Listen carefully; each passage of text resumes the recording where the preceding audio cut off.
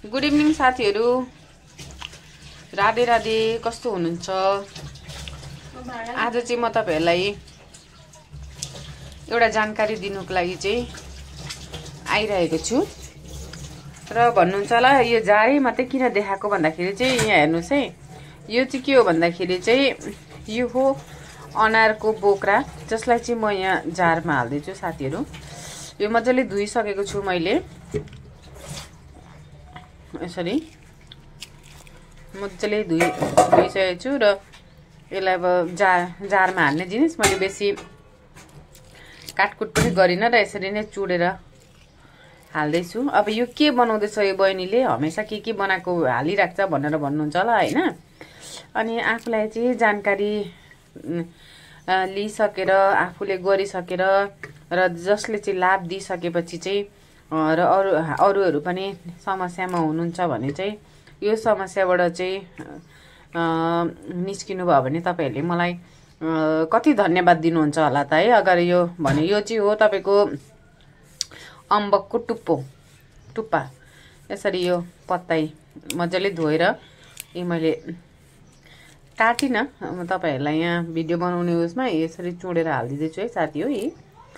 यसरी यो अघि मैले यो जार सेतो सेतो देख्नु हुँदैछ होला, अघि चाहिँ मैले यसमा लस्सी बनाएको थिएँ र अलिकति यो देखिरहेछ र अलिकति पखालेर पनि मैले उयो गरेँ। अनि यो हेर्नुस्, यो र अझै मैले चाहिँ आमको पत्ता भेटिनँ र आमको पत्ता पनि युज गर्दो रहेछ नि। एकजना दादा आउनु भएको छ र उहाँले चाहिँ युज गरेर चाहिँ उहाँलाई चट्टै भएकोले चाहिँ उहाँले मलाई यो कुरा सिकाउनु भयो र मेरै घरमा पनि यस्तो समस्या भएकोले चाहिँ म यो कुराहरू आज गरिरहेको छु र यसले राहत पनि हुन्छ भनेर चाहिँ म यो भिडियो बनाइरहेको छु साथी हो।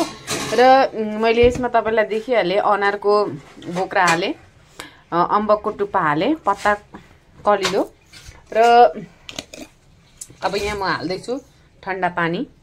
अब यो के बनाउँदैछ भन्दाखेरि चाहिँ जसलाई चाहिँ पाइल्स भएर रगत जान्छ नि साथी हो, त्यो उनीहरूले चाहिँ अब यसलाई अब यसमा कलिलो आँपको बोक्रा भए अझै राम्रो, यो अम्बकको बोक्रा अनारको बोक्रा हालेर चाहिँ अब म यसलाई ग्राइन्ड गरिरहेको छु।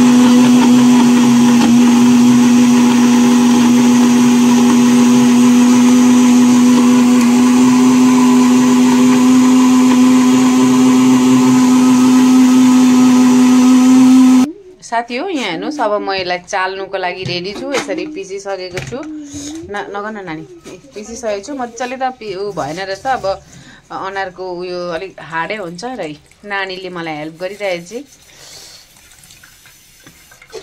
छान्नुको लागि।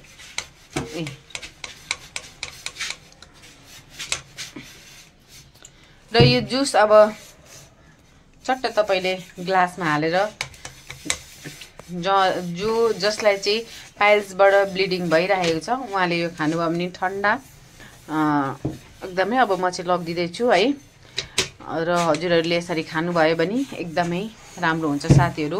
को यो समस्याबाट जुझिराख्नु भएको छ, कस्तो हुन्छ तपाईहरुलाई युज गर्नुस् अनि कमेन्ट गर्नुस् है त। पहिले नै कमेन्ट गर्नुस् पनि म भन्दिनँ। हुन्छ साथीहरू, बाई बाई।